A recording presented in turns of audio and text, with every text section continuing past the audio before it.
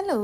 ဝင်းယူရဲ့ Beyond the Kitchen ကနေပြီးတော့ကြိုဆိုပါရစေ။ဒီနေ့ကတောက်ကြနေဆိုတော့ရေခဲတက်တာထဲမှာကြံတဲ့အရွက်တွေကိုရှင်းပါမယ်။ကိုက်လန်လေးနည်းနည်းကြံနေတာတွေ့တော့ကိုက်လန်ကြော်စားမယ်။ဆိုတော့သူ့ကိုတင်ပြီးတော့ရေစေးထားလိုက်ပါတယ်။ပြီးတော့ဒီ fish cake လေးကလည်းနည်းနည်းကြံတာတွေ့တယ်။အဲ့တော့သူနဲ့ပေါင်းပြီးကြော်ပေးလိုက်ပါမယ်။ရောကြော်ဖို့ဒီလိုမထူမပါလေးလှီးထားလိုက်ပါတယ်။ဒါကတော့ပဲပြားချက်ပါ။သူကတော့ကိုက်လန်ကြော်တိုင်းအမြဲတမ်းထည့်ဖြစ်တယ်။သူကတော့အချက်အကြီးကြီးဆိုတော့လိုတလိုညှက်ပြီးတော့သုံးလို့ရပါတယ်။ဝီယူကတော့လက်သွားစာလောက်ကလေးတွေဖြတ်ပြီးတော့ကြော်ပါတယ်။စီအရန်ပူလာပြီဆိုလို့ရှိရင်မီးကိုအနှိမ့်ဆုံးထိလျှော့ပြီးမှကြော်ရပါတယ်။သူကအရန်ပါတော့လေစီနဲ့ထိလိုက်တာတဲ့ကိုချက်ချင်းရပြီးတော့ဆယ်လို့ရပါပြီ။နည်းနည်းလေးထားလိုက်တာနဲ့ကိုတူသွားတတ်ပါတယ်။ဝီယူကတော့ဒီလိုနှစ်ချက်ကိုတစ်ခါတည်းကြော်တော့ဟိုဘက်ဒီဘက်လှန်ပြီးတော့ကြော်လိုက်တာပေါ့။ရပြီဆိုလို့ရှိရင်စီစစ်ပြီးတော့အေးခံထားလိုက်ပါတယ်။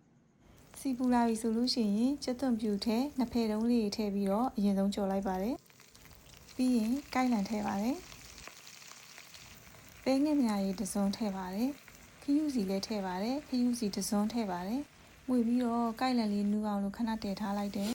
။ကိုက်လန်ရခံပြီးပြီဆိုလို့ရှိရင်ဆွဆွကြော်ထားတဲ့ပဲပြားတွေကိုထည့်ပြီးတော့အဖုံးအုပ်ထားလိုက်ပါတယ်။ရေငွေလေးနဲ့ပဲပြားကြော်လေးနည်းနည်းပျော့သွားပြီဆိုမှကိုက်လန်နဲ့ရုံးမွေပါတယ်မဟုတ်ရင်ပဲပြားတွေကြေမွသွားတတ်ပါတယ်တေချာလေးတမအောင်ရုံးမွေပြီးသွားပြီဆိုလို့ရှိရင်ရပါပြီ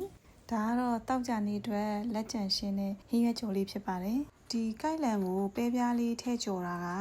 ရှမ်းတရုတ်တွေအများဆုံးကြော်တဲ့ပုံစံပါဆိုတော့ရှမ်းတရုတ်စတိုင်လေးကြော်ထားပါတယ်စားကြပါအောင်ရှင်